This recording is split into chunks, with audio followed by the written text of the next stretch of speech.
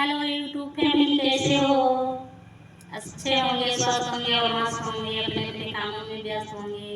देखिए, वो गाली गीत लेकर आए हैं। सुबह जब सब्जी माड़ू खिलाने आते हैं तब के लिए गाली गीत है।